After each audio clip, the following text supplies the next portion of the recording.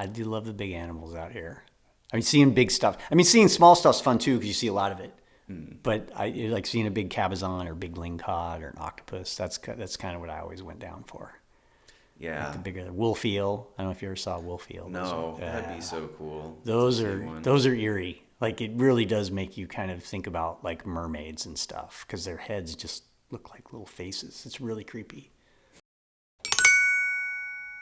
I'd say something people find interesting about me is that I grew up in the inner city in St. Louis. Okay. Subsidized housing, but my parents are divorced, so I spent all my summers in this small rural town of 1,200 people where my grandfather lived. So a lot of juxtaposition there. Dang. Yeah. How'd you end up in Spokane? So I graduated from Indiana in 93 and then was laid off after a year and a half at this job. And I'd gone on vacation to visit my cousin up in Whidbey Island. He was building homes out in Hood River, and he said, "Oh, you should come out and visit." And had a fantastic time. And when I was laid off, I'm like, "Well, I'm unemployed. I can live anywhere I want." Washington State was pretty cool, so started doing some homework. And I had a buddy from Indiana going to law school at UW, and he happened to be in Seattle. He's like, "Hey, you want a room together?" I was like, "Sure." So drove out the Toyota Camry with the U-Haul and my mountain bike and met him in the U District, and we started rooming together, and that was 93. So stayed there until a few years ago.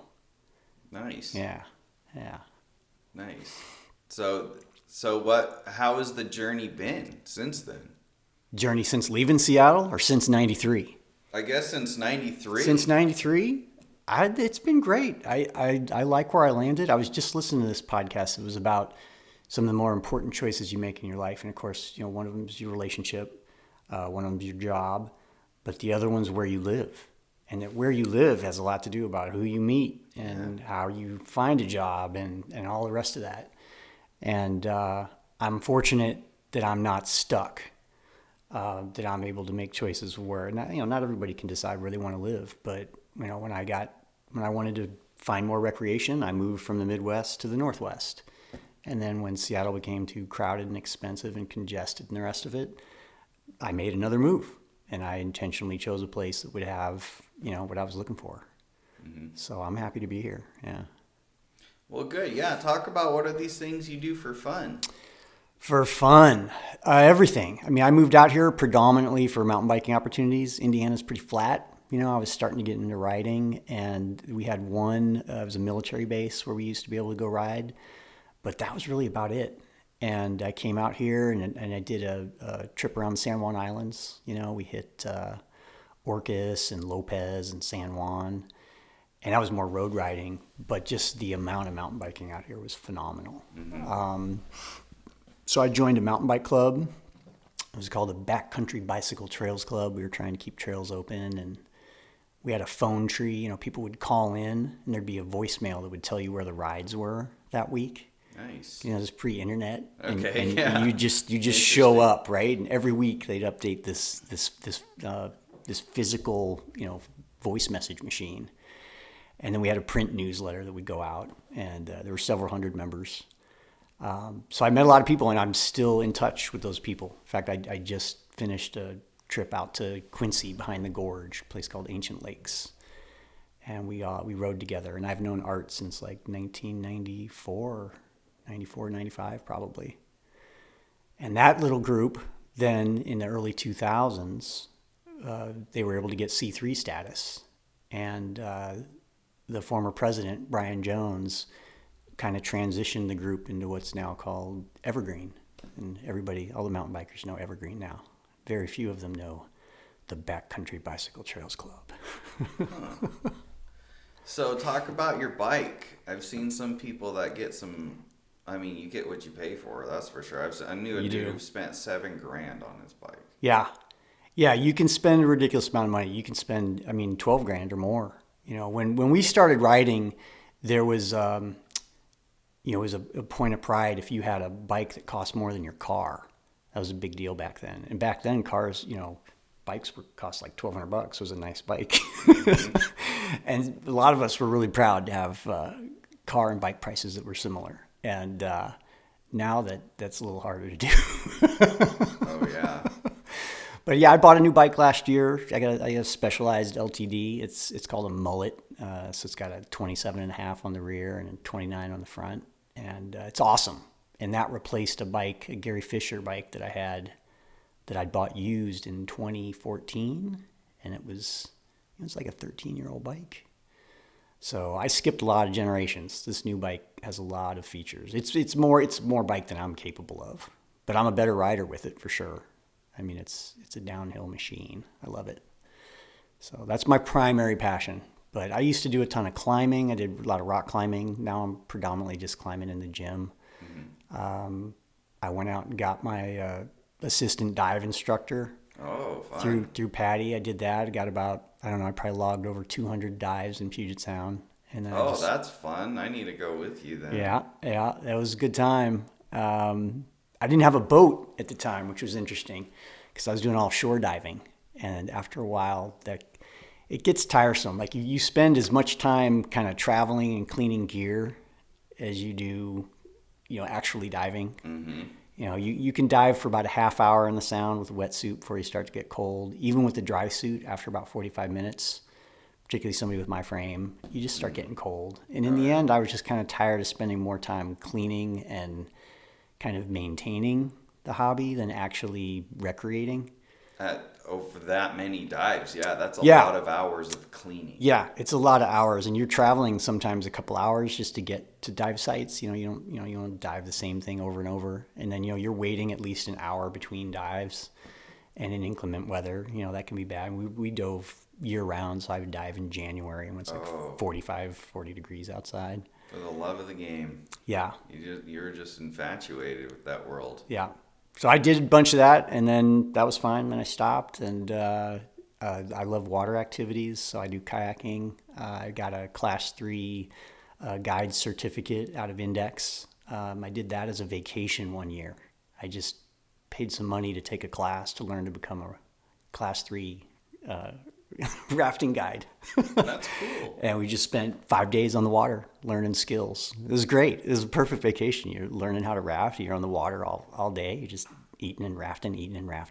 That sounds like a great vacation. It was super fun. It was super fun, yeah. Vacation at a school. I need to do that. Have you ever done free diving? I mean, I've certainly snorkeled. I've not done the formal, deep down. No, deep down. Yeah, like spearfishing.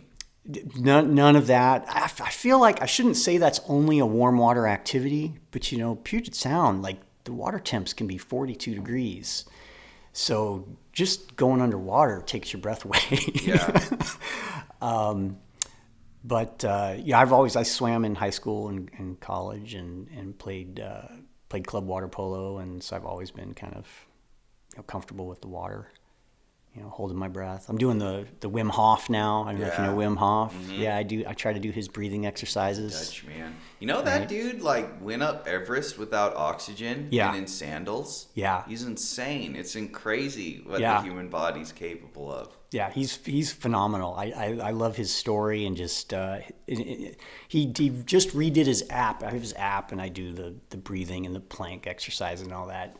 He redid his app, and you just press stop, and you could log that. And now I have to log it with this separate timer. It feels like, and I need to provide him some feedback. So I'm like, one of the reasons I like his app so much is his voice is just so calming. He's got that thick accent that you don't hear very often. It's just kind of fun to listen to it. Yeah, he is a cool guy. He's a gem. Yeah. He's a hell of a specimen as a human. Him and David Goggins and some other people. Yeah, Goggins is I like following him here and there. He's definitely a little more extreme for me. Like I respect him deeply, but he seems to be a little more maybe singularly focused. He's very, very focused on fitness, which I appreciate. Like I get that, but I also feel like there's a lot more to life than just maximizing your body's potential. And I'm sure he has lots of other things going on in his life, but from what I hear from him, it sounds a lot more physical. Yeah, I think he's just addicted. Yeah. The Right. run and Yeah. whatnot. I don't know if you run. I run a lot. I Not as much I as would the like to run. I doggies. should run. I know it's a great thing. Part of it for me is when I have run in the city, that running on concrete, I feel like my knees just kind of take a beating. So I used to do like a run walk. I'd run for say 3 blocks, and then I'd walk for a block. And then I'd run for 6 blocks and walk for a block. Just so I'm not constantly pounding the knees. I think rucking is a new thing. I think it's called rucking. Rucking is intense. Rucking is Rucking's supposed to be the new thing.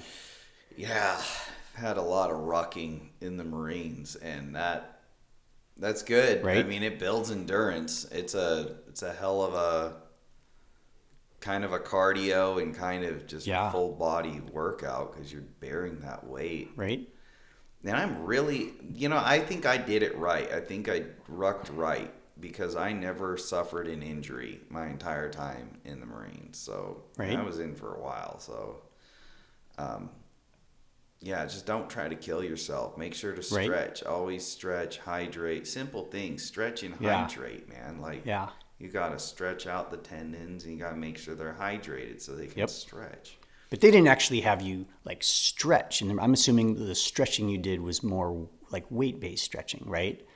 Like squats and things where you're actively doing weight but also stretching at the same time. Did they have you do like, Oh, we do all sorts of. We generally started with dynamic warm ups, and that was a newer thing in the Marine Corps. yeah, So before even the stretch was the dynamic warm up, where you're just doing small things like like simple jumping jacks, running in jumping. place? Yeah, just slow. Like whether it's no, there was a whole routine to it, but Yeah. it was kind of like side to side things, kind of like the knee over side to side, doing it slow and slowly building up Yeah. to where you're kind of treating your ligaments like a rubber band and Right. slowly contracting and going, and then I think that's a better way to go than yoga. But my buddy Jeff and I took a yoga class many years ago, and both of us strained ourselves like maybe 2 classes in. And I think it was even a similar pose, and our necks were just wrecked for weeks. And I always remember years before that I'd taken a Tai Chi class, and the instructor Yeah. was like not a fan of yoga. He was not a fan of static stretching. He's like, you want to do everything dynamically. You want to be moving as you stretch. We're like animals. We're like lions and tigers. We're not designed to just statically sit there and hold a pose. I agree. I like Tai Chi better than yoga. Yeah, I see the benefits with yoga. I mean, cool for those Yeah. that are consistent, but I like Tai Chi. And I find myself doing it subconsciously. Even before I started Right. learning Tai Chi, it almost seems to make sense that I should Yeah. start with little movements. Right. And slowly make that circle bigger and then be more dynamic with Yeah. it and then move in. And yeah. And I didn't care what people thought Right. either when I was doing it. Like, I'll No. do it wherever. If I feel like doing it, I'm going to do it. So, yeah. I was probably most flexible when I took karate, like Oh, yeah. junior high. And I remember I played soccer at the time, and man, I could get my feet above my head back then doing stretch kicks and stuff, and everybody was like, "What are you doing?" And that was when I was the most limber. I was younger, obviously, then too. Today, my flexibility is awful, particularly my hips. It's terrible, and a lot of that's probably too much time on the bike. Like climbing, I'll come home from some climbing sessions, and my hips will just be wrecked because I'm trying to do stretches that I just, my legs don't bend that way. Yeah. Well, riding your bike too. So how often do you have to repair it? Well, I mean, I've got a new bike now, so it's in pretty good shape. It's mostly about chain maintenance. As long as you're keeping things degreased and lubricated, keeping your drive chain nice and clean, the bike will kind of take care of itself. And then you have to do like suspension, shock maintenance once a year, depending on how much you ride. And I'd send that into a shop. I mean, I know people that do it themselves, but it's not worth my time and energy like once a year to do shock maintenance. It's fairly complicated. A lot of the shops don't even do in-house. Like you have a Fox shock, they'll often send it to Fox for somebody to do the work. They don't all have a service tech that'll do that. Not all of them. Didn't even realize that. Yeah, yeah. So, yeah. So the bikes I've been used to are like crap garbage bikes where, Yeah. like I bought a Walmart bike a few years ago. I'm glad I got the mileage out of it that I did, but over time the rear wheel, just ripped out. So it was just free spinning. So I couldn't even go anywhere. Yeah. And then the cable lines just somehow get loose. Yeah. And flop around and they stop working. It's like, God, this is crap. These are just designed for the dump. They aren't quality bikes anymore.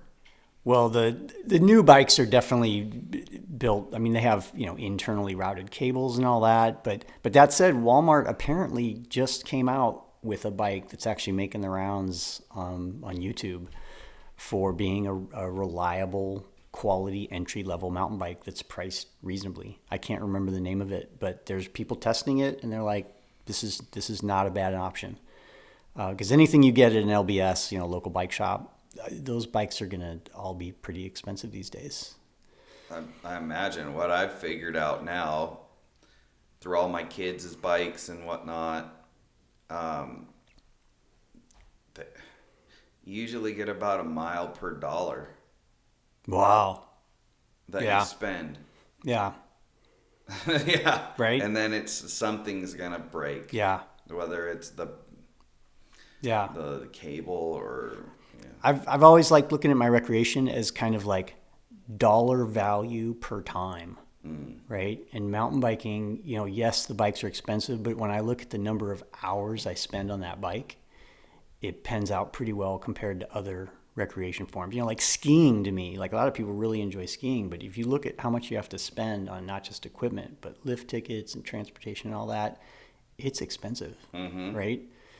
And we had a spreadsheet at one point. I'm not going to remember any of the numbers, but we compared like mountain biking to like, bowling and going to the movies and like all these other recreation forms. And mountain biking stood out as still a good value. I even agree. With the bikes being expensive, yeah. I agree. Yeah, not as great as hiking boots, or climbing. Like once you have a rack's expensive, but once you have your climbing gear, I mean, you can go anywhere and you can spend all day out on the rock, which is awesome. Maybe you have a permit or something. So, there's a really cool place up the Icicle River. You should try riding. Up in Leavenworth? Up in Leavenworth, yeah. Along the Icicle River, and it takes you up to some really cool lakes. We've done like Front Canyon out there, and I haven't ridden in Leavenworth in a while. I don't know why that part. Well, I know why. Part of it is that there's not a lot of good camping out near Leavenworth. I agree, there isn't. Icicle Canyon gets packed. Yeah, it's hard to find spots, and there's a little bit of dispersed camping outside, but it can be. I've found it tough to find camping out there. Yeah, I'm fortunate because I got my family all in Wenatchee. Oh, so, you have a place to stay. Yeah, literally. So Right? I was very spoiled. So I didn't even realize until I was an adult how much I was missing out of until I started hiking the enchantments and going up Cold Chuck Lake. If you've never been there, you should go there. I've not. Worth it. Yeah. It's only 4 miles. 4 miles straight up. Okay. But when you make it there to this beautiful alpine, pristine glacial lake, it's breathtaking. And then and Wenatchee now, did I hear that they're opening up some data centers over there or something? Oh yeah. Has that already happened or? Yeah, my brother-in-law works as a fiber guy, working at the data center. Are they big? Is that like a big change for Wenatchee or? That is a big piece of infrastructure. Yeah. You can't see it because it's out. You can't see it from anywhere, but it's there. They're building it. They built a data center there, built a data center in Moses Lake. And what's crazy is every time they go to build, the first thing they do is they sluice all the dirt. Right. Yeah, to try to get the gold out. Wow. And Wenatchee, up not in the Icicle, but right behind Wenatchee in a place called Cashmere? not Cashmere, Peshastin. Peshastin. All Yeah. right, so Peshastin is loaded with gold. Really? Oh yeah, you look at the because I was watching these videos called sniping for gold. Yeah, Because yeah. I got everything I need to snipe for gold, right? Like I don't even need a dive tank. These guys are just pulling. No one would ever know you're there, and just it's really cool that if you ever watch the gold sniping videos, they're very addicting. Okay. Yeah, and as soon as I saw it, I said, "That's what I'm gonna do. I need to go snipe for gold." And Peshastin, as I remember, there's no camping near Peshastin either. So, No, I guess you're just going back to Wenatchee afterwards because it's pretty close. Yeah, I would have to go back to Wenatchee, but that's okay. Those are just normal day hikes. Yeah. And the Washington State's got a lot of gold in it. I never realized how much gold it's got. It's got some great pockets of gold. Not so much in Spokane, but over in Lake Roosevelt's got gold. Huh. Yeah, and then there was a spot out by Concrete, wasn't there? There's like there was a mine out there that's been decommissioned. You can hike in, and they still have some of the old. Oh, what was the name of that place? Oh, I'm drawing a blank on it. I'm not going to remember. Yeah. It's a great hike, though. It's a wonderful place to hike in. You can bike in, too. I've been told that there's a few mines. One, I was this geologist guy I was talking to. He said he's a teacher, too. He took his class to an abandoned mine. Yeah. Not too far from here. But there's a lot of silver mines. So there's more silver in Spokane, around Spokane, like some near Mount Spokane, more in Idaho. But we have really rich gold pockets over by Wenatchee and Peshastin. The town Gold Bar is called Gold Bar, right past Cashmere for a reason. Right. And then north in the Meth Howe, up near a place called Twisp, or near Okanagan. Like you go north of Okanagan. Yeah. There's a bunch of gold there. Huh. So where's the nearest mine to Spokane? Probably the one in Idaho, the silver mine that's... Yeah. Yeah. Yeah, because I don't feel like I've come across many active mines anyway out here. Oh, an active mine. Oh, I don't know if there's an active mining operation out here, but I know there's gold. There's gold. There's gold. Yeah, that'd be cool to find. It'd just be cool. I would like to... Yeah, you never know. You never know. My grandfather was a big fan. He was always saying, invest in precious metals. Keep your money in. But he was a alumni of the Depression. Yeah. So that was the thing back then. And of course, right now you'd be looking pretty good if you were in gold. Mm-hmm. Yeah. Well, especially now because they need it for they need it for the nanotechnologies. It's so ductile. Yeah. It's the ductility and. My wife's waiting for when we're gonna start reclaiming all those metals from the landfills in order to start making things again, because we'll run out of resources. Yeah, well, they do that over in China and some of these more depressed countries. It's very dangerous. Yeah. To go through all that process, right, and to get the gold. And then how much stuff we order from overseas, like China, where it may contain materials that aren't being checked, or what did I hear recently? There was something, don't quote me on this. Was it baby food or something that had arsenic in it? I shouldn't say it because I don't remember what it was, but it was, there's levels of heavy metals in these things. And it's like, gotta be careful where you're sourcing stuff from. I remember back in 2012 or 13 or something, and people's dogs were dying because of cheap Chinese dog food. Yeah, I think I remember that. Yeah. And you know what the country of China did? They executed the guy who was in charge of dog food. That's what they do. Wow. Yeah. That's communist China for you. Yeah. That's harsh, but the next guy probably will make better dog food. Yeah, I bet they won't be killing the dogs.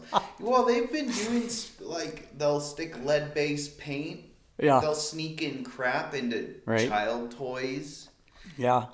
And those standards are a really interesting thing too, because we'll take anything. Yeah. But those countries won't take our stuff. They don't No. take our food because it's cooked in different. Right. Which makes you really wonder about what are they doing to us Americans. They're trying to poison us, Yeah. get us fat to death. Yeah. So, because wealth is tied up in firms, and these firms that are going to say, well, we got all their money and we're going to have to pay them in the future because they chose to, put mutual funds or whatever they do. Hear yourself.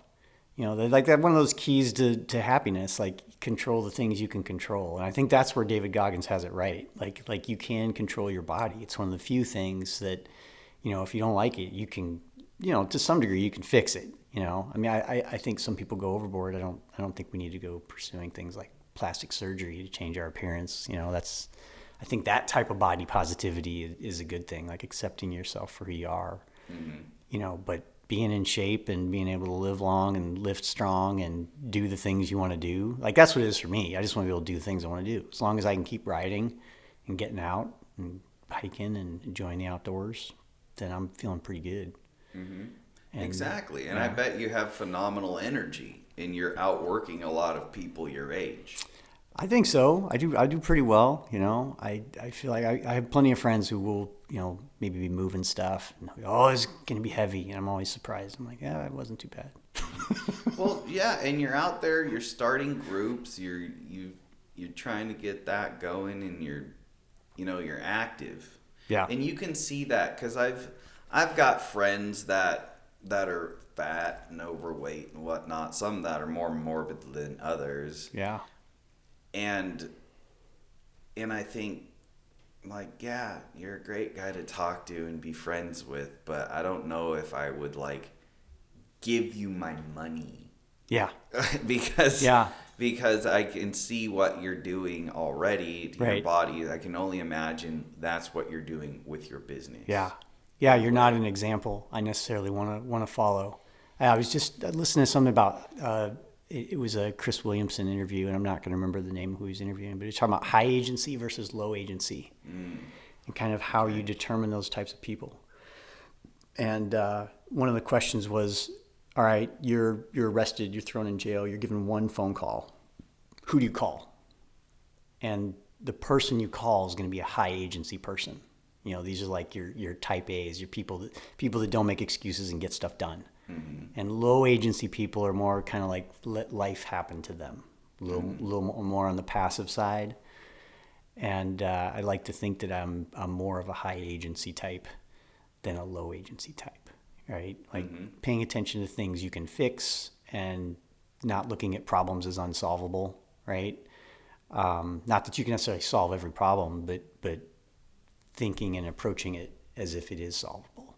I think that's really important. And if you can't solve it, it's probably something maybe you shouldn't be paying attention to, because if it's outside of your control, then why spend time thinking about it? I think those are valuable life lessons that a lot of people don't. Like, politics. Think about all the people that get wrapped up in things that they really don't have a lot of say or control over, and yet it can consume their day to day. I think I can let that stuff slide. Yeah, high agency, low agency. That's a good thought experiment. And it made me really think about the word responsive. Yeah. Right? Because I was bidding on some government contracts, and that's one thing they talk about is how responsive the bidder is. Right. And I think, okay, responsive, response able. You're able to respond. Yeah, you want a high agency person that's able to respond. Yeah. And also knowing what to respond to. That's all part of that agency, right? Because there's things that you just ignore. That's the whole thing, like physical confrontations, like you can avoid those. I mean, that's the whole point, right? Like we all want to protect ourselves, but there's lots of ways to protect ourselves. It doesn't necessarily mean running away from a fight, but you should probably do everything you can to just avoid getting yourself in that situation. And that's part of being responsible, right? So again, I'm a big believer in personal responsibility, and I wish more people kind of accepted their role and the way they can change things instead of looking to other people to solve stuff. I don't really expect a lot of day-to-day things to be solved by other people, right? Yeah. I can't build roads, right? There's things I want the government to fix, like roads. Yeah. Or build the damn overpass here in Right? Spokane. That's the Yeah. bridge to nowhere for Yeah. years. Right? It's interesting because I was at a networking event last night. It was for an anti-fentanyl thing, which is great. Yep. Nadine Woodard was there, Okay. former mayor. Yeah. Met her again. I've met her a few times. But I started thinking, the one thing I will say about Nadine Woodard is she got elected and the roads started getting repaired, right? Like Division is now redone. Yeah. And some of the other ones have been redone, like Monroe, but that bridge didn't go anywhere. So there's obviously something horribly wrong that is deadlocking all this shit. And I want to know what it is. A lot of people want to know. I know some of it was tied to state funding that they keep like pausing. And I think with the latest budget, I heard there was a rumor that it might delay that project even further. And I haven't kept up with where that's going. Yeah, okay. 2030. Yeah. Is when they say they're going to start building on it again. Well, I tell you what, it'll probably get built before the light rail in Seattle will get built. Remember that shit? Yeah, damn, man. Remember that when they built the high-speed rail? That was a tragic event. Yeah. And the flagship one derailed, killed all those people. Yeah. Ooh. You can't get to the airport. It's crazy. It's crazy. That system is. I don't know. They're building through West Seattle, which is where I moved from, and it's just a cluster. I mean, it's a total cluster. They're having to relocate, small businesses, and the amount of money they're giving them isn't enough for these businesses to relocate. And then you relocate. Well, I mean, you've built, a market around a neighborhood. Where are you going to move to, right? It's super unfortunate. It's wild to watch it happen. And there just doesn't seem to be a lot of sympathy for those businesses. No, it's a really interesting thing, too. I wonder where it's going to go. I'm watching, just driving around Spokane, you can spot all these empty buildings. Yeah.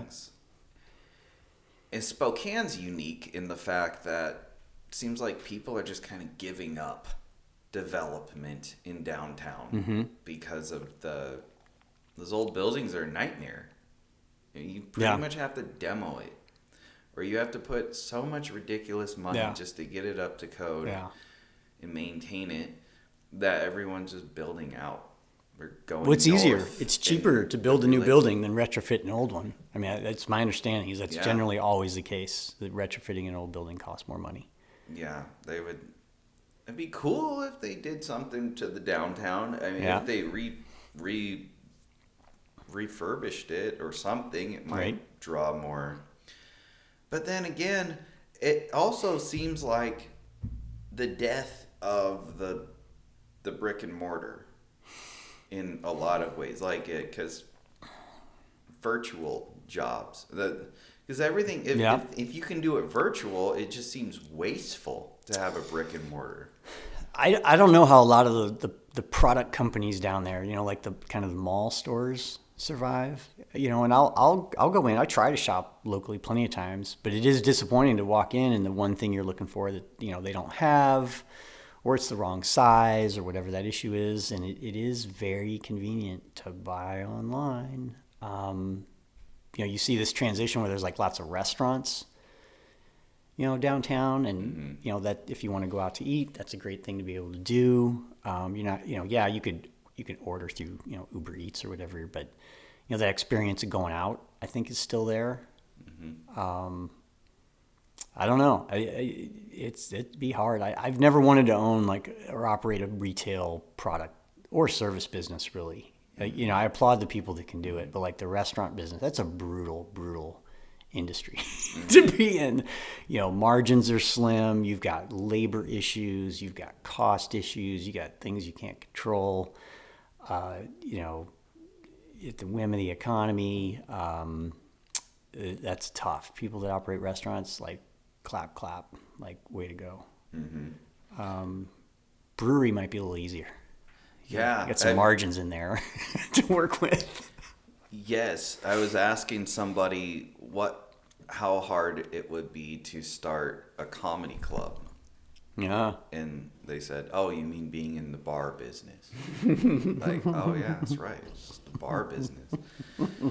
And that's tough too. I've noticed, because I keep my ear to the ground for open mic nights and who's doing them. It seems like there's a few places that are popping up with open mic nights, but the Spokane Comedy Club is still. Have you been down there? I go there I've not been yet. Yeah, I should go. We all need more comedy in our life. Oh, open mic night every Tuesday, free. Yeah. Go well, down. I'm not going to do open mic night, but I'll go listen to others do. Yeah. It's a great time. Like it's pretty good turnout. Okay. So at the open mic nights, and it's free. It's a great date night.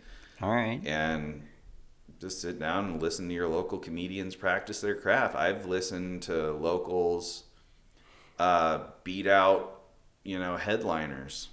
Nice. It's just a matter of they're more funny than the headliner. Right. Yeah.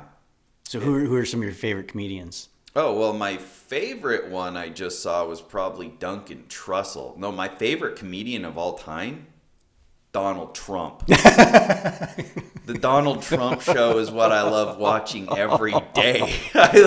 I'll get drunk and turn up. What did Donald Trump say today? He's going around in the White House, in the Oval Office. He's like, "Look at this. This is the Constitution. I brought it up from where it was held, and I put it here.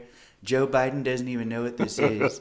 He just talks mad shit. He just hasn't changed at all. Like he went to this Easter thing, and he's like, "Last time Joe Biden did this, he had the bunny, had to save him." It was so funny.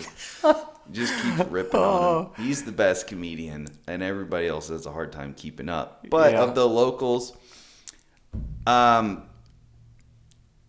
nationals, I would, there's a few ones.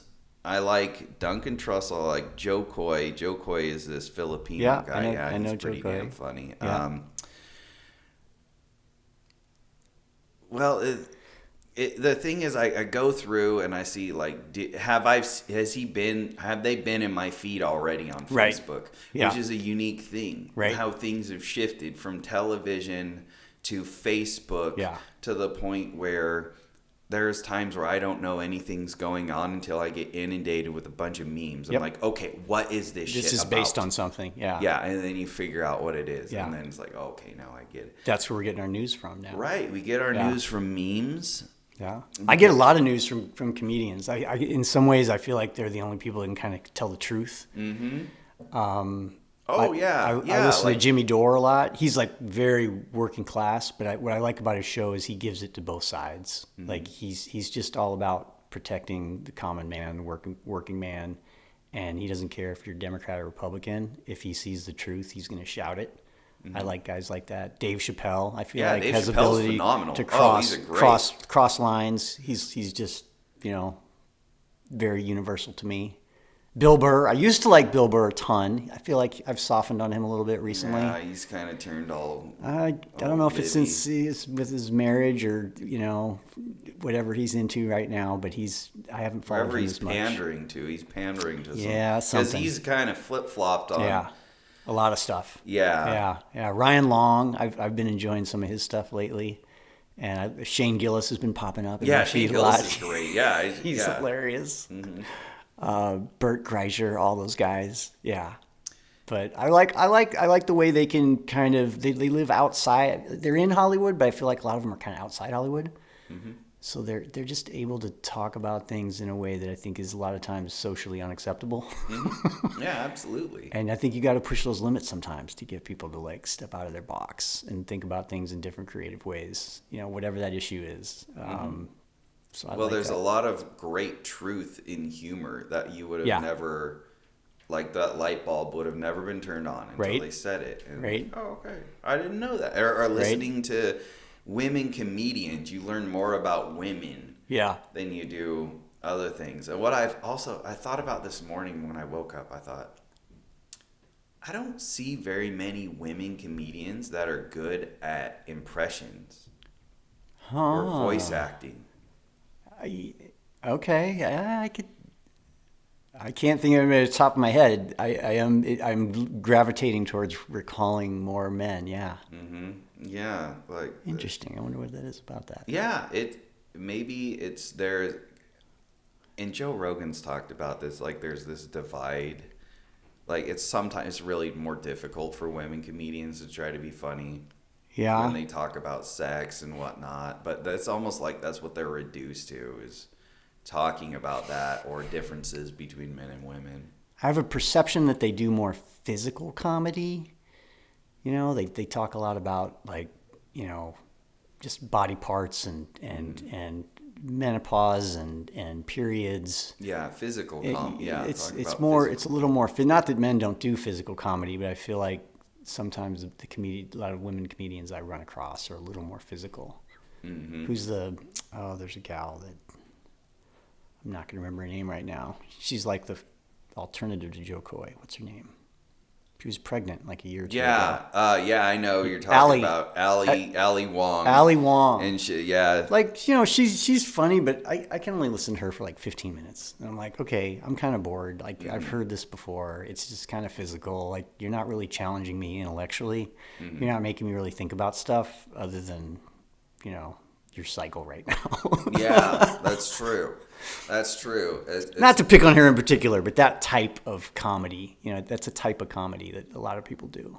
and that mostly women like. Yeah. And the Because same that thing with relates to comedians that are kind of like unidirectional in what they can talk about, like the Trevor Noahs of the world. Yeah. Where their comedy is definitely geared towards a single audience. And it's a big audience, but to me that's more propaganda than true comedy. Like, I think Yeah. comedy should be universal. It should speak to everybody. True, true. There's this show I watch bits and pieces. It's Kill Tony. I've not caught that yet. It's on my radar. Yeah, so Tony Hitchcliffe is his name. He's a funny comedian. He's just good. That's what I like watching. I like cuz they're just battling. Yeah. So they get up there, Tony's sitting, it's up on a stage. It's a cool show, reoccurring show Right. concept, and the purpose is to kill Tony. So, like, you get up there and you have to kill him with laughter. Oh, But if okay. you suck, he just starts ripping you back. And then Oh. just watching these two just talk shit on each other, just instantly just pull it up. Like, that's good. That's Wow. good. I like that. I like people who can Right. just Riff own like that. you. You know? So more East Coast, it sounds like. Oh yeah, Yeah. like a roast. Like, you got to Yeah. go up and roast him. Yeah. And if you do your bit, and if your bit sucked, you're gonna Right. get roasted. It's a skill. It's beyond storytelling. I mean, to be able to weave things together. Who there was another guy, a musician we used to go listen to, from the guy from Black Flag, lead singer.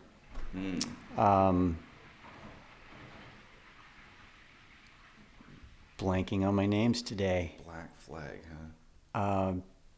Is it Brett Michaels? No, super fit guy. I don't want to look him up on my phone. Yeah. Yeah. Anyway, he'd do these amazing stories where he'd open his show with some story, and then he would proceed to talk for like an hour. And at the very end of the show, he'd wrap up like all those stories, like dozens and dozens, and he'd wrap it up to what he originally talked about. And you had no idea it was coming, but you remembered, like, oh, he brought it full circle. And he did that multiple times. I was just so impressed. Like, no paper in front of him, no teleprompter, just straight out. Like, wow. Like, how often you have to practice that? True. That's the only creative storytelling I will pay to see. Yeah. And going to networking events and sitting down, paying to go to networking and just listening to other people with a microphone run their mouth and ramble. Yeah. It's like, you're wasting my time. I'm here to network, not listen to you run your mouth. But yeah, it seems like if it wasn't, I mean, I'd pay to go to a Trump rally, but I would, because those are probably kick ass. I hear those are like Grateful Dead concerts. Right. I'd pay to go to that, and I'd pay to go see maybe some other concerts, but Yeah. but if you're not there with somebody, it's kind of boring. What's cool about comedy is I don't mind going by myself. Yeah. And I can go and watch a show by myself. And have a great time. Yeah, and have a great time and not Yeah. feel like I need somebody there with me. Right. And what's cool about the open mic nights here is these other comedians get brutal. Like if you're up there and you're bombing, like there's this one black guy in the back who'll start clapping at you like, get off the stage, get off the stage, yeah, it's pretty brutal. So I'm like, yeah, okay. I like how they regulate their own, but they sharpen each other. It's like steel sharpens steel. Wow. And that's an audience member or another comedian? That was both. See, he did a bit too. Wow. But they're all brutal. Like Nice. That's what's cool about it. Nice. Allegedly, well, no, literally, the best comedian that ever came out of Spokane was Rachel Dolezal, who was the head of the NAACP. That's right. Really? So she did comedy for a while. No, she is just the comic. the comic. I see. Where yeah, you're going. she gets mentioned a lot. Yeah. That was, what was that, like, how many years ago? That was like five years? At least It was 6. pre-COVID. It was like pre-COVID. 2016. 2015, 2016. Yeah, I remember all of that. I feel like she was a little before her time because, now she could just be like, well, this is how I identify. Mm-hmm. She'd probably be just fine. Yeah, she probably would be. Yeah. I mean, she tried that back then, but it was just starting. Yeah, she was just ahead of the power curve. She needed to wait a little bit and she would have been fine. Yeah. So the whole, and you mentioned Hollywood. That's what I love about the entertainment industry is I've watched old Hollywood die.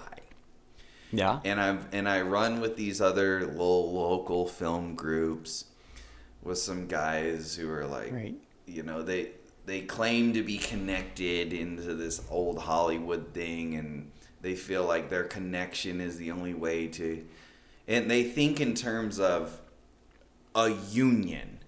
Yeah. It's all about the union. Yeah. And then getting funding from other people to make a union event happen. And I think you're dying. YouTube killed you, man. Yeah. And so that's what I really like about it, because I'm looking at the Nielsen ratings, and YouTube gets significantly more than Netflix. Yeah. Well, their distribution model seems to be a little broken because they're trying to make these big budget movies that they're then trying to distribute to a large audience through things like theaters, but a lot of the stuff they're making, particularly more recently, it has a message. Like the Critical Drinker talks about this, like the message.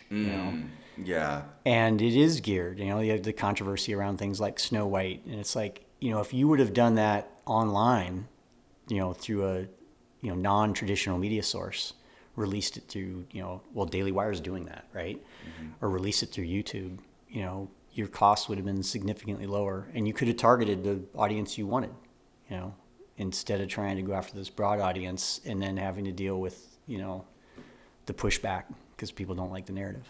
True. It's almost like they don't know what to do.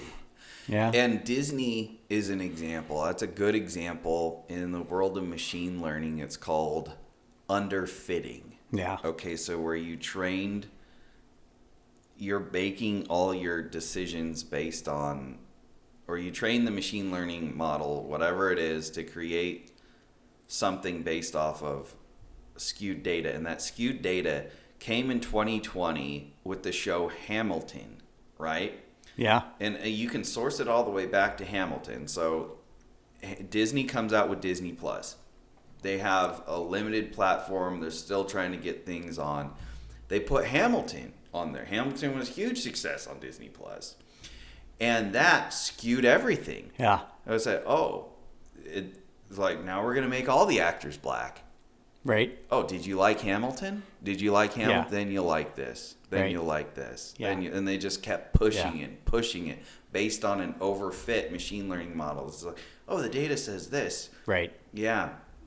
And so you can see how they're slow to adapt because they're just making generalization. And that's affecting their industry. Yeah. Now, like Snow White, like they'll they'll put it in theaters, but they also got it on Disney Plus too. Right. So you don't have to go to the theater. Yeah.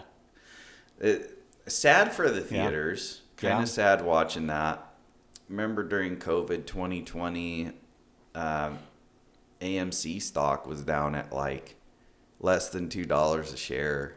Wow. Went up to $78 a share. Now it's around 30. Yeah. But Yeah, I don't know if they'll be able to make it back. And home entertainment's improved, and I'm the first to admit, like, yeah, I like the ability to be able to pause a movie when I want and control the volume. I mean, it's bad enough that I can't hear dialogue in my own house, but then I go to pay to see a movie, and it's all sound effects, and voices are muffled, and I'm like, a lot of times now I'll have captions on. I can't remember the statistics on the percentage of people that watch movies and shows with captions on, but it's really high. And they're saying a lot of it is just the way they make, movies now with all the, surround sound effects in the theaters. Then you go home and you're trying to listen to it on normal television. And maybe you've got a 3.1 system, or possibly a 5.1, but it's not the same. That's even that center channel, you're trying to crank it up just to hear dialogue. It's like, that's why I'm watching the show. Like, I don't mind the sound effects, but I don't need to be blown out of my chair to hear bombs going off. Mm-hmm. Yeah.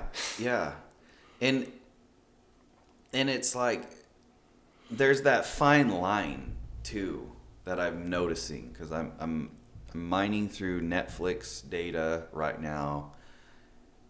Like the average, because I've been in this industry a minute, and I've worked in some certain ways. I worked for this company called Funflix Outdoor Movies. Mm-hmm. So we'd set up inflatable movie screens and play movies for people, and I did that for 5 years. That was a great time. Wow, that was out here?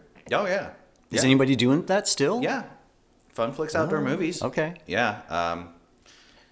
There's a lot of ways. It's a cool thing. I mean, you can probably do it yourself for cheaper. Is there a outdoor like a drive-in movie theater out here? No, we set one up. We ran it. Okay. Pulled $12,000 in 2 days. But wow. In that industry, I learned why the drive-in movie died. Yeah. Movie rights. Yeah. Old Hollywood movie rights. It's stupid. Like, you have to pay around. Say you wanted a newer Disney movie. Let's say Moana. Yeah. You wanted to play Moana. It's going to be $600 per showing. Wow. On movie rights, or 50% of ticket sales. Right. And so you have to figure out that line as to how you're going to do it, because this older Hollywood sharks have killed it. They killed it. They made it unsustainable. Wow. To run a movie like that, unless you have some bigger movie rights contract or some other thing. And then I'm starting to think that the whole world of movie rights and just a bunch of bullshit. But I mean, they talk about that with music. I'm sure it's not much far away. You look at independent, musicians now creating, owning their own studios and doing their own production because they have the tools to do that. Mm-hmm. And as long as you build an audience, like, what are the record labels doing? Like, again, that old distribution model is changing quick. Like, do you really need a big distribution model? Yeah. But and that's it. And that's where it landed, because I worked for Funflix for 5 years. I had access to all this stuff, and the boss was like, "Yeah, if you want to run a drive-in, go ahead. It's all on you. Find the place. You can use the equipment. Hustle." And then I realized how hard it was. And then as soon as you start it, it's like movie rights. And so, being in that industry, going to all these different places, I'd see some people spend like a stupid amount on the movie rights. Yeah. So like the movie rights are also the amount is gonna depend on how you're gonna advertise it. So if you want to advertise online, that's gonna be $600. So you can't just go and say, "Hey, I have a free movie I'm playing to the public. I'm not going to let you know what it is." Right. Yeah. So that's going to suck. That's going to not drive people. Some people are just bold. I've seen customers that were just bold. Most are. They're like, "Forget your movie rights. I'm going to do what I want. You're not going to catch me." And they've gotten away with it. And it's never been an issue. Sure.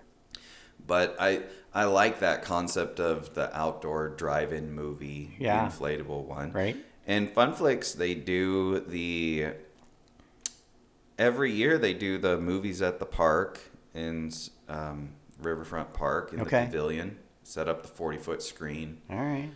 Big crowds, hundreds of people come, especially for the better movies. I'll have to keep an eye out. I have fond memories of drive-ins as a kid, you know? I mean, it was more of a rural Indiana thing, but, you know, we had a theater there. There was a theater on the west side. I'm not going to remember. It was kind of on the Olympic Peninsula side of Seattle. I don't know. I'd be shocked if it's still there. But that was probably the last time I'd gone to a drive-in. It was over near like Tuia State Forest, somewhere over there. Yeah, down by the canal. It's cool to do. It's cool. The problem is work. Yeah. It's work unless you got a legit, consistent drive-in with the screens already Right. up. People know where to go, know where to drive. You don't need parkers to park. Yeah. This one we did was kind of cool because it was on a hill, but then, you know, you got the vans that lift up the back and the person behind can't see, and then you're playing musical cars. It really is a pain in the ass unless you got a consistent system. I guess there's a place up north that has drive-in. I think that if anything would work, it would be the indie drive-in. Yeah. An indie film drive-in. Because people want to go to the drive-in solely for the experience of the drive-in. Same with kids. Oh, yeah, easily. That's a lot of it. I mean, just you know, being outside and, you know, you're not at home. Again, I feel like a lot of people now, you're nesting, you got your home entertainment system, but, you know, ultimately, like, you can only spend so much time in your house. Yeah. Yeah. I'd say that was the beauty of renting, is that, you know, when I was in a smaller space and I didn't have as many niceties and I didn't have as many responsibilities, you know, I didn't have a yard to take care of. I definitely got out a lot more. You know, You're like not there's the first to say that. There's I a lot love of truth being to a that. renter. You can just take off. Yeah. You know? You can go on more vacations. You're not overburdened. You're not, the plumbing leak causes, set that back. No, forget it. We ain't going nowhere. And when you're in your space, you're not thinking about all the projects you should be taking care of, right? So again, if you got agency, it's part of life. But, you know, definitely, I appreciate and enjoy being a homeowner. But I also recognize, like, I spend far less time recreating than I did when I was younger and first moved here. But that's also part of just getting older, you know, like, you know, you get married and then you have kids, and that kind of natural progression. You know, you can't play, you know, in your 50s the way you did in your 20s. Yeah. So it's just finding that balance, right? So I like yard work. New games to play. You got to find new things to enjoy. Like now I'm gravitating towards enjoying, you know, messing around with landscaping and gardening, you know. Yeah. It's not the passion it is for my wife, but, you know, and if it's physical, that helps. Like for me, if there's a physical component, you know, like you can put me in front of a pile of compost and I don't mind digging for a few hours. It's like, I'd rather do that than go into the gym and lift weights, you know? Yeah. And you have something to show for it. Yeah. I've been doing that with my mom. I've always been growing up I've been very interested in trades and woodworking. I am a master cabinet maker. Oh, wow. Yeah, that's a trade I'm mastered. Okay. My dad's a custom cabinet maker. He's been That's one a good for skill. Years. Yeah, he's a retired principal, and then he retired. And he said, I want to do something and so he worked with a guy, learned how to make cabinets, started his own business, and then I worked for Huntwood Cabinets for a while, learned their way. So that's a legit trade I have. Yep. And then once you learn cabinetry, you can move on. Yeah, you start to figure, okay, if I can build a box, if I can build some cabinets, right, I can build a deck. Yeah. And then before I knew, I built a deck. So now I'm doing all the building for my mom at her house and her property. So I just recently did her fence and whatnot. All those trade skills are super underappreciated. Well, they're not underappreciated, but they're, you know, like I was always steered into, you know, go to college, you know, don't work with your body. Your body's going to break down, you know, use your mind. But then you graduate and you suddenly realize, yeah, but now I'm having to pay everybody else to do all the things that I don't have the skills to do. Mm-hmm. And that's often really expensive. Mm-hmm. It's not like I'm paying a guy to dig ditches, like, or shovel wood or weed my yard. If you need plumbing or electrical work done, or even just legit framing or drywall, those are skills that are super valuable that I wish I had more of. Mm-hmm. And trying to learn them, yourself when you've not had any kind of tutor or mentor. Well, to say it takes you 3 times as long to do it, or you make 2 mistakes or 3 mistakes, as you go. Mm-hmm. Yeah, Yeah. it's true. It started with just the passion to want to build and make little small plaques and Right. just going away gifts, and then I had a whole wood shop over time. Wow. But there was this South Park episode where all the handymen are billionaires, and everybody else is poor, and they're like, God, I wish I would have learned how to do things instead of going to college. Which is kind of cool. Okay, and that's the truth. I've watched these guys, these other people are just absolutely helpless. Right. They don't know what to do. South Park is still relevant. Yeah. That's pretty amazing. Yeah. I don't know as I can define them as big Hollywood. I mean, No. because how else have they been able to stay relevant? Like they're still kind of indie, I think. Especially now since Comedy Central's like Right. dead. I think they're the only thing. I think they are Comedy Central. They might as well call them. Yeah. Right. They're the only thing still. And I don't know if it's because of the animation. If that's part of what, I don't know if that played a role in allowing them to stay relevant or not. Because I feel like with a lot of like movies with traditional actors now, I think one of the problems you have is these actors are coming out with the advent of social media, and they want to project their ego everywhere. Mm-hmm.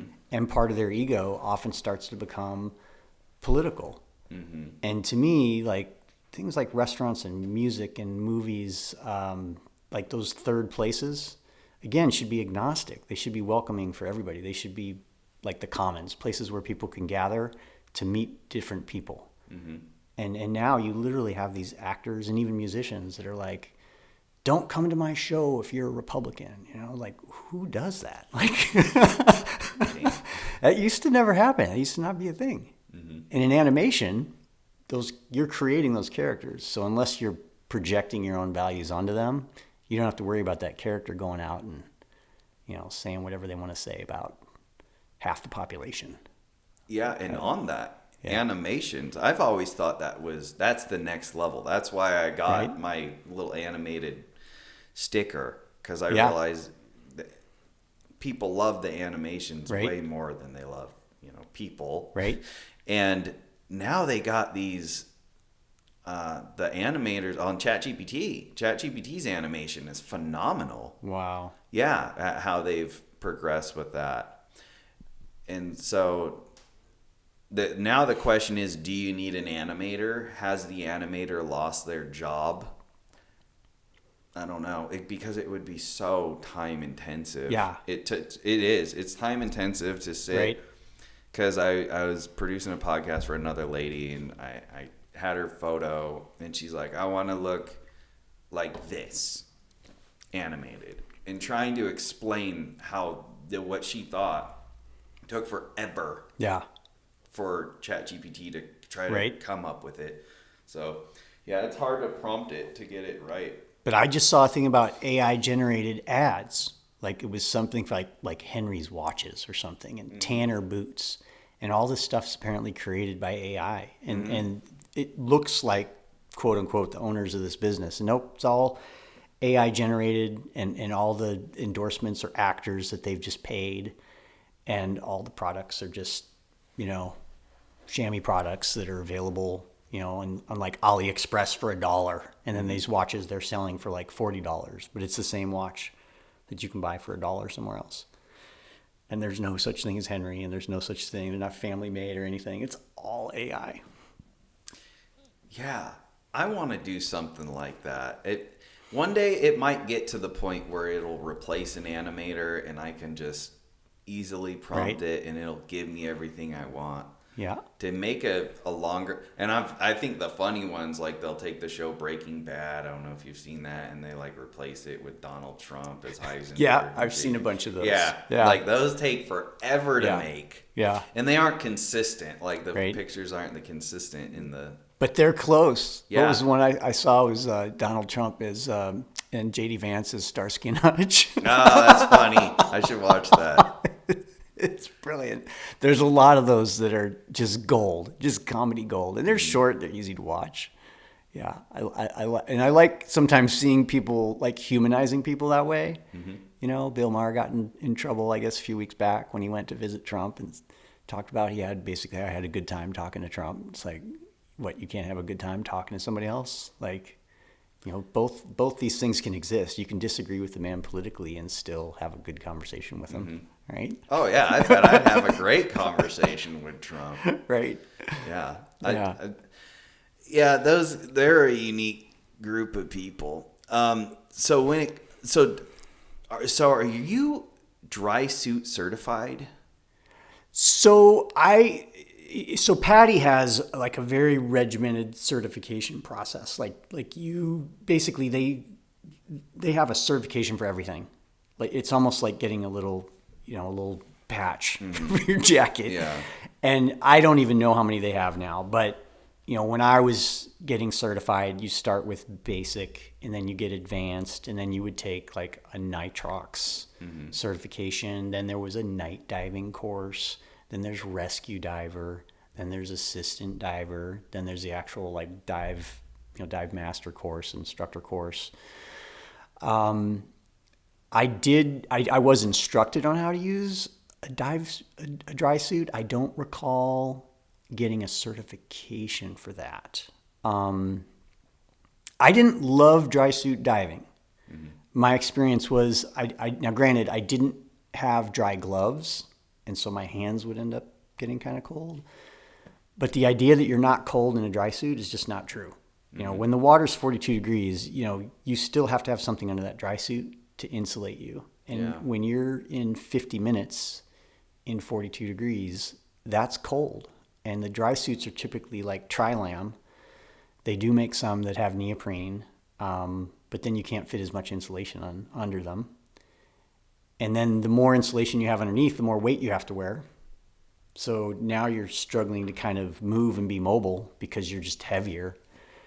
And then you've got buoyancy issues because the suit is carrying air from your feet to your hands to your neck. And so you've got to deal with that as you're moving around. So you end up in situations where your feet can be above your head, not intentionally. So you definitely want to learn how to use a dry suit. But if I had my choice, I mean, warm water diving is just way, way easier. You know, we went to Mexico a couple years ago, and I was interested in diving. And, you know, they said, well, when was the last time you dove? And I said, it was about 2 years ago. It's like, well, you'll have to take a refresher class. And I'm like, yeah, I don't think I'm really going to do that. Like, I've dove enough in Puget Sound. This is like stepping into the baby wading pool. You know, once you know how to connect your regulator and practice, again, like good rescue techniques and safety techniques, yeah, it's fine. So. Yeah, the last thing I dove was the nuclear missile silo in Royal City, Washington. Royal City. Where's Royal City? If you drive on the 90 going towards Seattle, you get past Moses Lake. Okay. And before Wenatchee, about 3 miles before the exit to the gorge, there is a road called Adams Road. Uh-huh. You take Adams Road and you follow it all the way to where the river ends. Okay. And there's a T intersection. At that T intersection, you turn around, you look to the northwest, and you'll see a red farmhouse. Right in that, behind the red farmhouse is an entire nuclear missile silo complex. Wow. It is incredible. It's an incredible megalithic complex.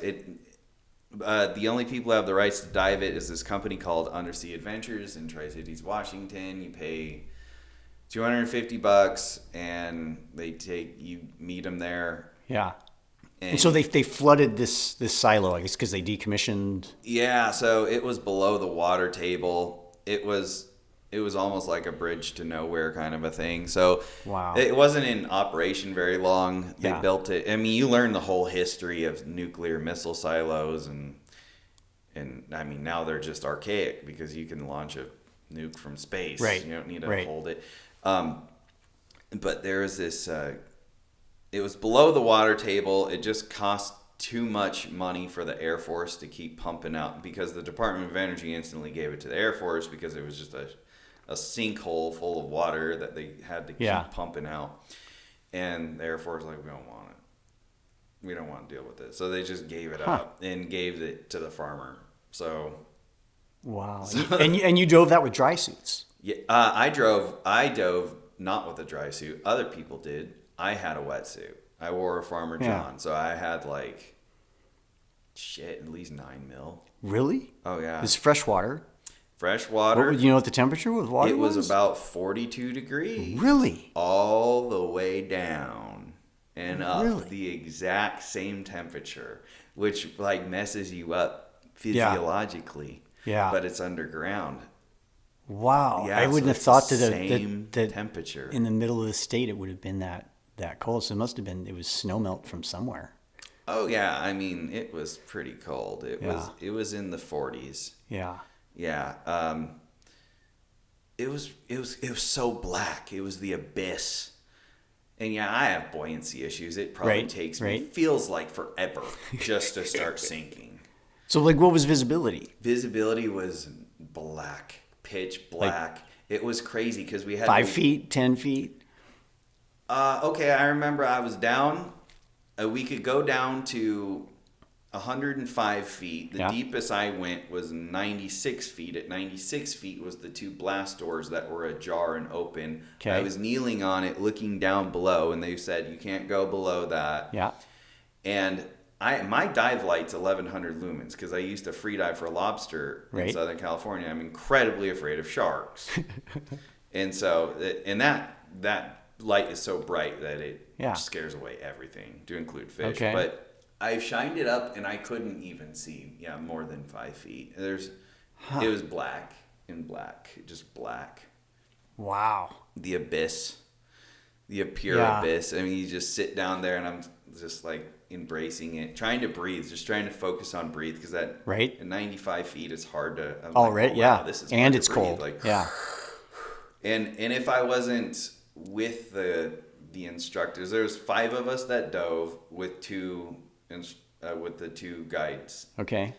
And one of the guides, he took me through one of this side chute machine room that if I wouldn't have been with him to guide me through that, I would have died. Yeah. There's no way I could have made through that. Like cave diving, yeah. Yeah, confined spaces diving. Like, you don't realize it. That's another the most certification. Dangerous diving.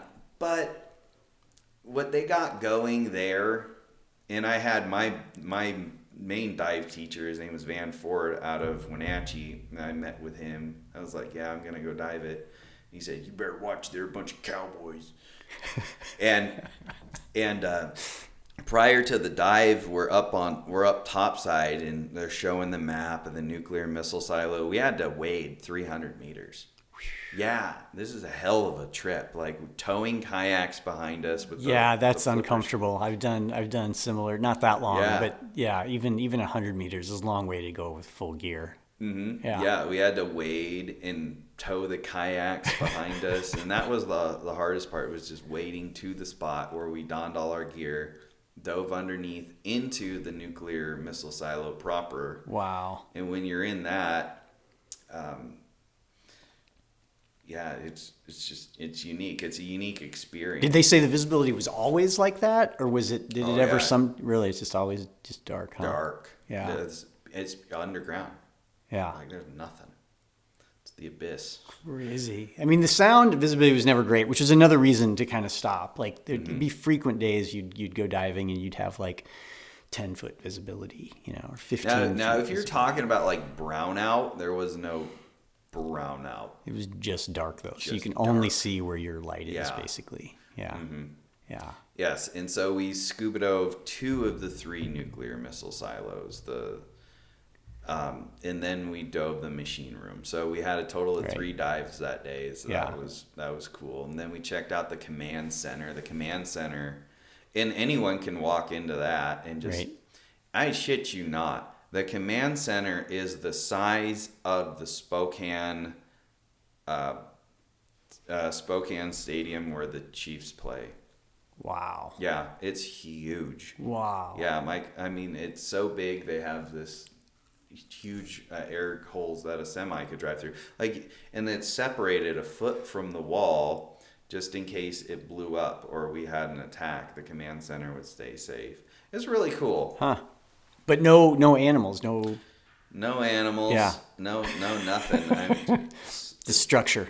Mm-hmm. Yeah. Really cool place. You should check it out sometime. Huh. So, totally dive that. I've got a few friends that still dive. I could see them getting into that. I still have a lot of my equipment. I mean, technically I could probably get in, but now I mostly I'll snorkel. Yeah. It's a lot easier, and you can come and go when you want. You don't have to deal with the whole, waiting between dives and Well, and that's what I liked about. That's why I asked you about spearfishing, because I'm watching these guys in Westport on the jetty there, right? Just shooting some massive lingcod, some big lingcod. Yeah. Like they don't look that big underwater. Oh, they're until huge. You bring them to the surface and this is a big lingcod, and they're just hanging out on the jetty. Yeah. And that's what I love about it. So every time I visit, because my kids live in the Oregon coast with their mom. Okay. And so every time I go there, I've free dove for the crabs. And I go out and I free dive and I limit out within an hour. Yeah. Because they're right there. I can just grab them. Yeah, diving for crab. That we did a lot of that. And that was another thing that kept us in the water for quite a while, because being able to catch crab and bring it home was always a treat. Yeah. That is the best. And it's the best crab. Like, you can buy any crab at the store and it's never as good as the crab you're catching and eating the day of. It's just not the same. Yeah, it's not. And it's almost felt like cheating, because my whole life I've had to throw a pot. Yeah. And what's it kind of? Yeah, like a Christmas Yep. surprise. But now I'm under the water and I'm playing with the crabs. Like, I always take my dive light with me, just running the light and watching them run around it. Oh, you're so fast. You're so fast. And then you grab them. I've seen competitions where guys in Mukilteo Bay, where they go down on one breath and they go and they grab the crabs and they just flip them and sex them until they have 2 males, and then they come up. Wow. Both crabs in the hands. Yeah, there's spots that are still dense. We still drop crab traps. We do a sailing trip every summer, and we'll limit out. I won't say every day, but enough that we actually tow the crab behind. Whenever we're moored, we just drop them in a dive bag and put them over the edge so they stay fresh, and then we put them in buckets or coolers when we're cruising, and then drop them back in. And so we'll just eat fresh crab for like 2 weeks straight, just nothing but fresh crab. Yeah, I like crab. I like crab way better than lobster. Oh yeah, agreed. Yeah, it's just not as rich. Yeah, lobster.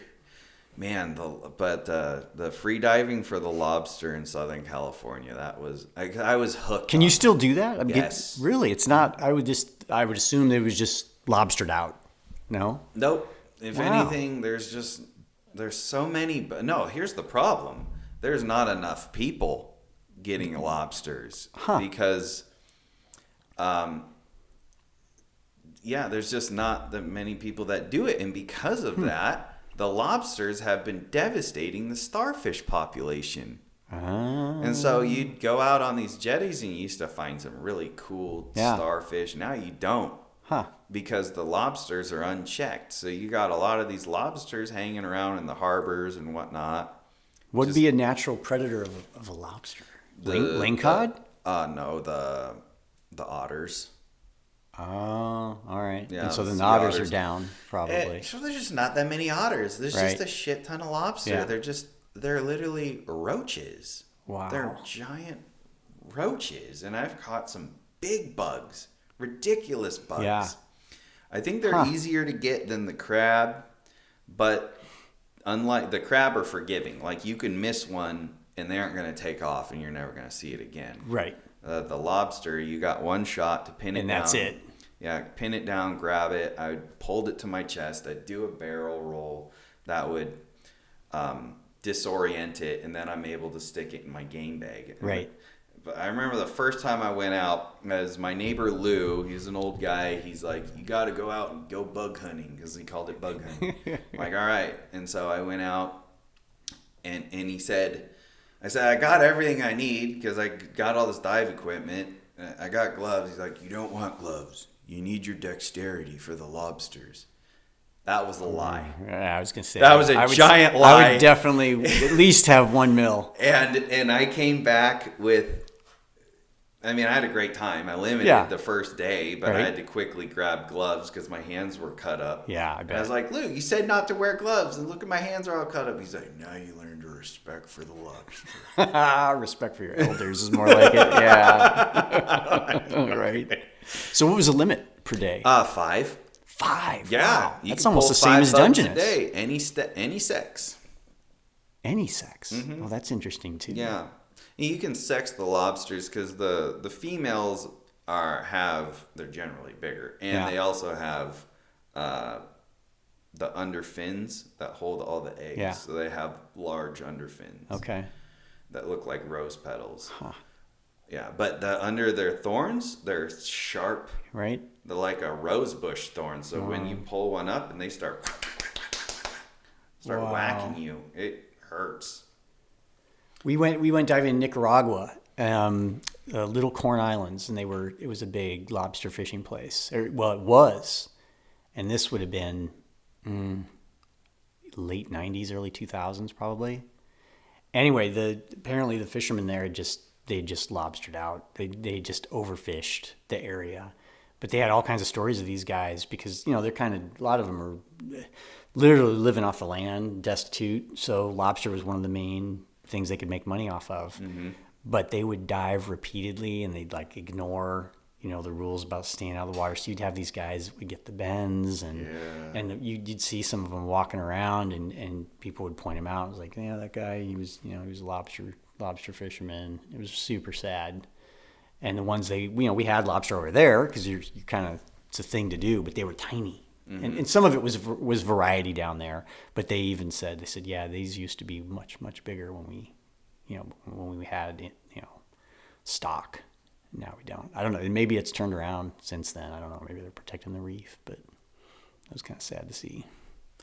Yeah, that reminds me of those villages that live on the water in the Philippines. Yeah, right.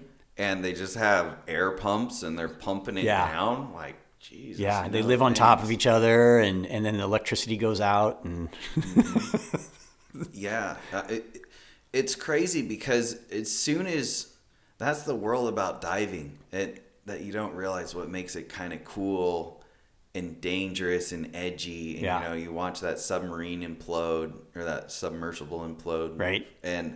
And people realize, hey, we know more about the space than we know about the ocean. I remember, what's his nuts? The guy who, anyway, he said, I've been to space, and I don't mind space.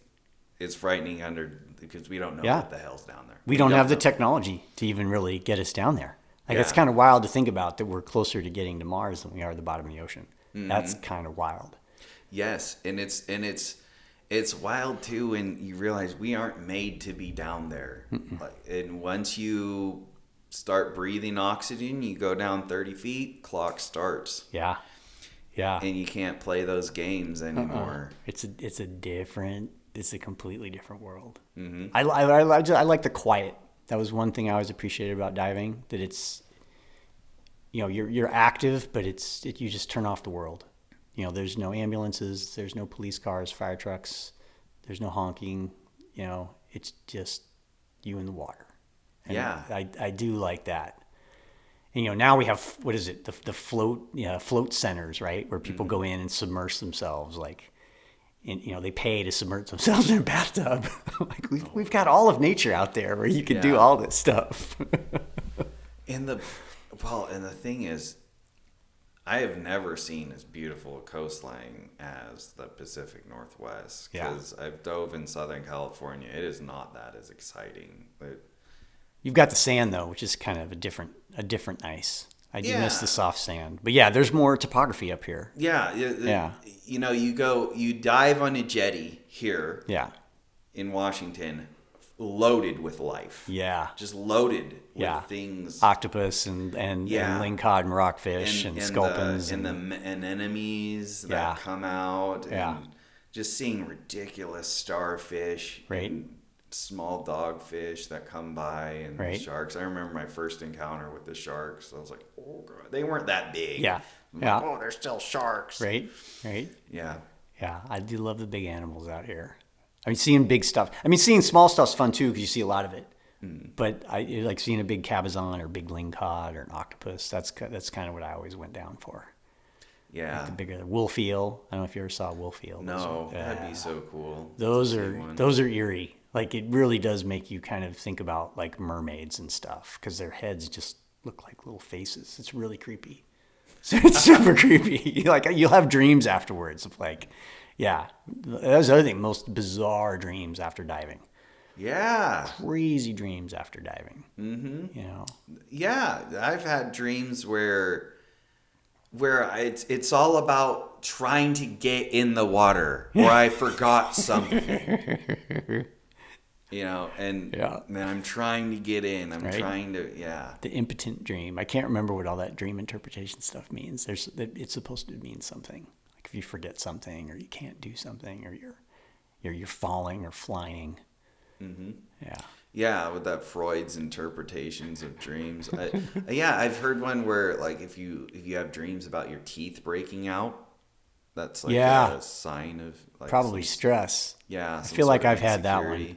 I've definitely, because I used to grind my teeth a ton. I think I'm much better, but I used to grind a lot. High stress. You got to deal with that stuff early. Yeah.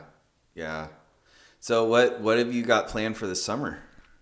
For the summer, all kinds of stuff. We're going to do a trip to see some friends in Montana for Memorial Day. Nice. And then we've got probably a trip to Mount St. Helens in July. Oh, good for you. A little mountain bike trip over there. Good for you. You got to summit it. It's not that hard. Right. Well, this will be another mountain bike trip. We actually ride up to the base of the mountain. I've never been up to the top. I've never looked down. It's the most gorgeous volcano I've ever been on. Right. It's and phenomenal. I've been on place. Several. Yeah.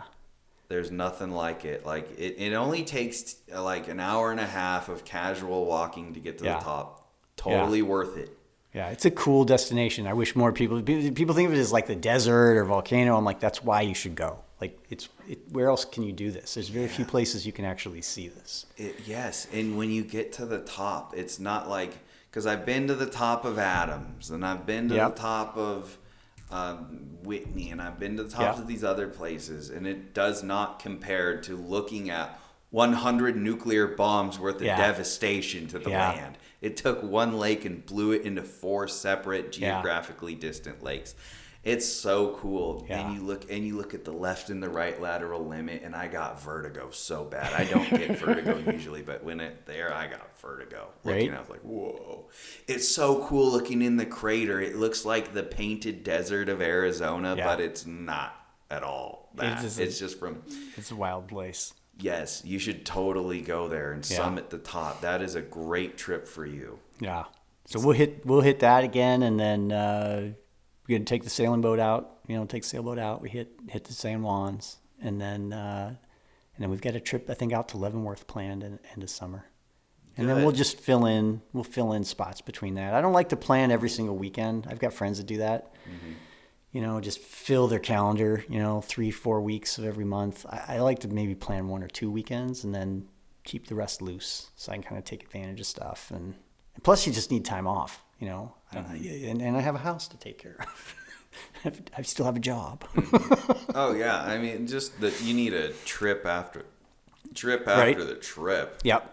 Trip out of so we're almost at hour 30. All right. And so last but not least, where can people find you? Oh, they can find me. Well, in Spokane, websites. For website. If you ever need help with WordPress website development, Marlow 50. It's like Hawaii 50, and find me online. And Cool. So everybody, there you have it. We got Scott Marlow. It was a great time. Thanks for coming on. Be sure to check out his information in the video description below. Be sure to like, subscribe, and smash that bell for more data-driven updates. I will see you next time, guys. Bye.